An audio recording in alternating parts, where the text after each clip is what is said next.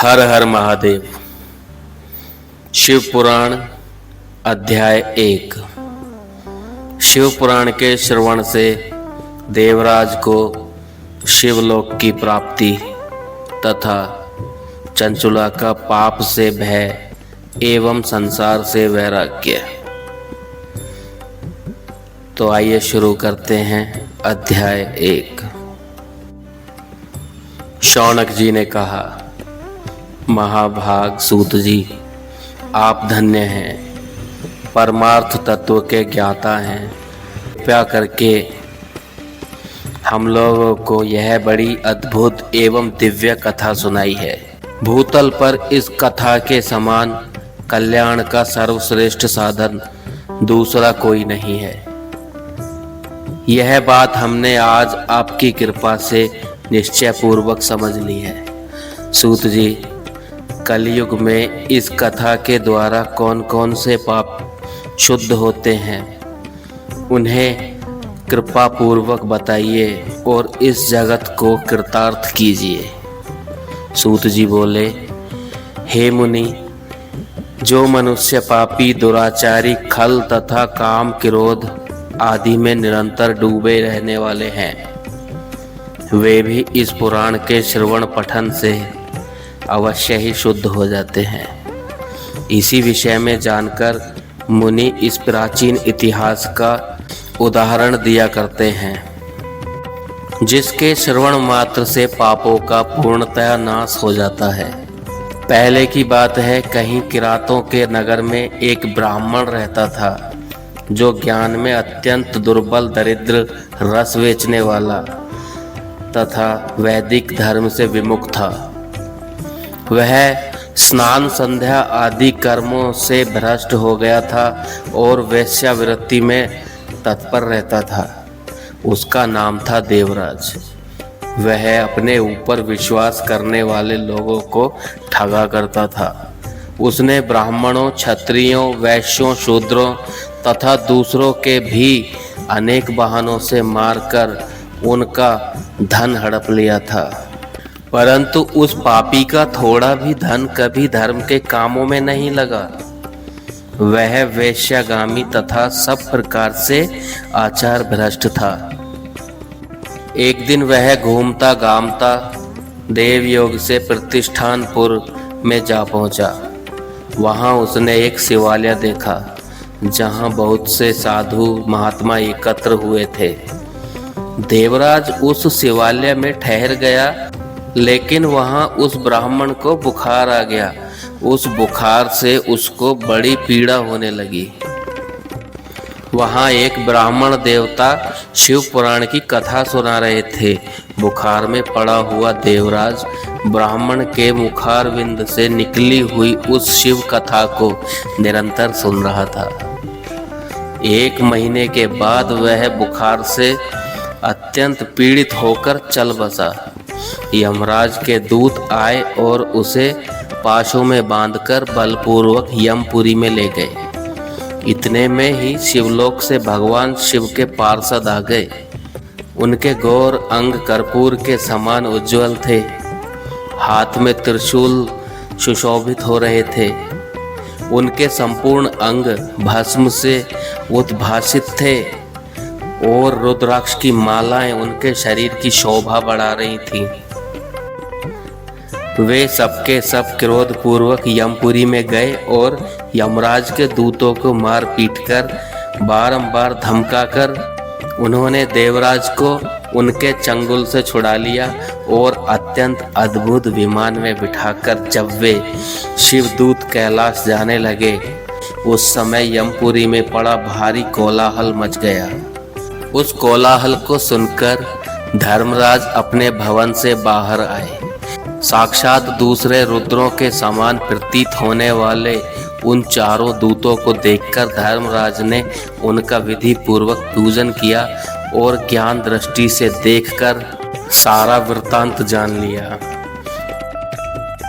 उन्होंने भय के कारण भगवान शिव के उन महात्मा दूतों से कोई बात नहीं पूछी, उल्टे उन सबकी पूजा एवं प्रार्थना की। तत्पश्चात वे शिवदूत कैलाश को चले गए और वहां पहुंचकर उन्होंने उस ब्राह्मण को दया सागर सांब शिव के हाथों में दे दिया। शौनक जी ने कहा, महाभाग सूत जी, आप सर्वज्ञ हैं। महामते, आपके कृपा प्रसाद से मैं बारंबार कृतार्थ हुआ। इस इतिहास को सुनकर मेरा मन अत्यंत आनंद में निमग्न हो रहा है। अतः आप भगवान शिव में प्रेम बढ़ाने वाली शिव संबंधिनी दूसरी कथाओं को भी कहिए। श्री सूत जी बोले, शौनक, सुनो, मैं तुम्हारे सामने गोपनीय कथा वस्तु का भी वर्णन करता हूँ, क्योंकि तुम शिव भक्तों में अग्रगण्य तथा वेद वेत्ताओं में श्रेष्ठ हो। समुद्र के निकटवर्ती प्रदेश में एक वास्कल नामक ग्राम है, जहाँ वैदिक धर्म से विमुख महापापी द्विज निवास करते हैं। वे सब बड़े दुष्ट, उनका मन दूषित विषय भोगों में ही लगा रहता है। वे ना देवताओं पर विश्वास करते हैं, ना भाग्य पर।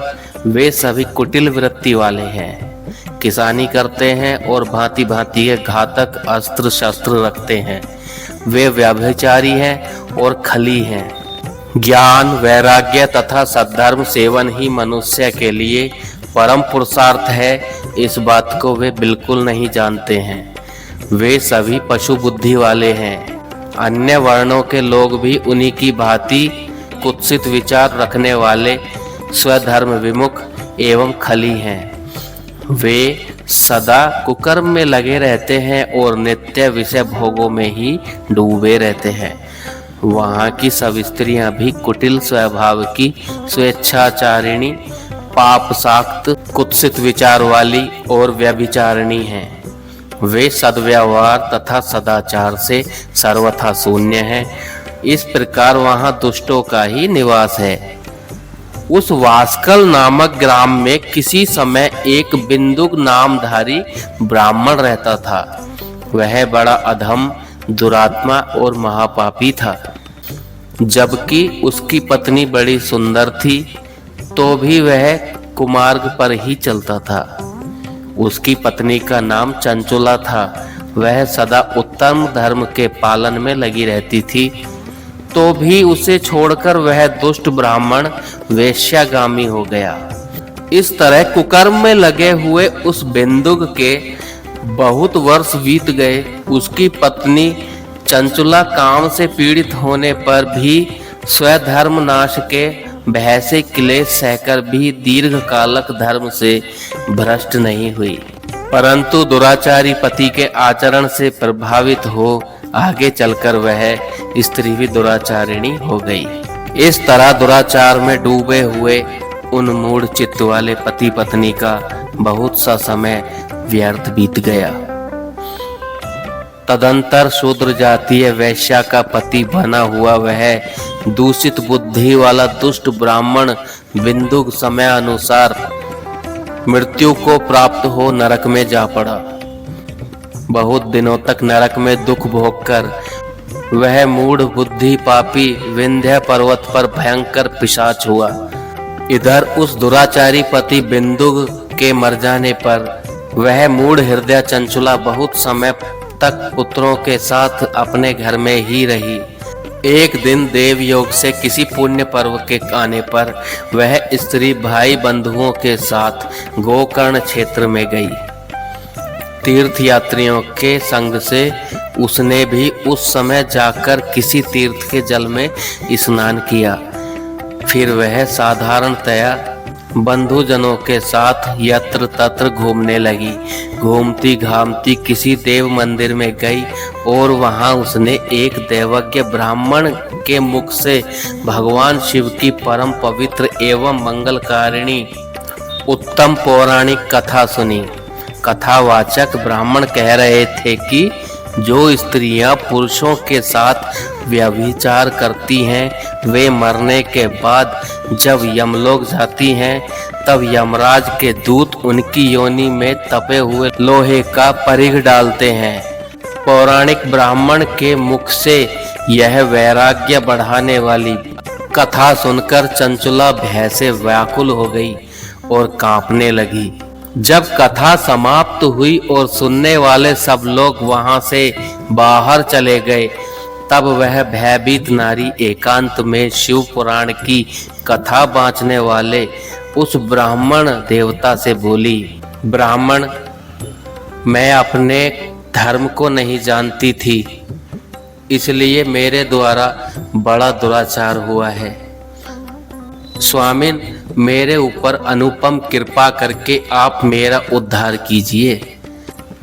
आज आपके वैराग्य रस से ओतप्रोत इस प्रवचन को सुनकर मुझे बड़ा भय लग रहा है और मैं कांप उठी हूँ और मुझे इस संसार से वैराग्य हो गया है।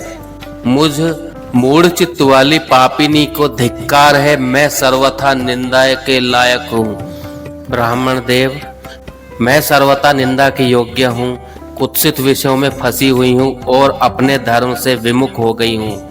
हाय, न जाने किस किस तरह के घोर कष्टदायक दुर्गति में मुझे पड़ना पड़ेगा और वहाँ कौन बुद्धिमान पुरुष कुमार्ग में मन लगाने वाली मुझ पापिनी का साथ देगा। मृत्यु काल में उन भयंकर यमदूतों में मैं कैसे देखूंगी जब वे बलपूर्वक मेरे गले में फंदे डालकर मुझे बांधेंगे, तब मैं कैसे धीरज धारण कर सकूंगी। नरक में जब मेरे शरीर के टुकड़े टुकड़े किए जाएंगे, उस समय विशेष दुख देने वाली उस महायातना को मैं कैसे सहूंगी।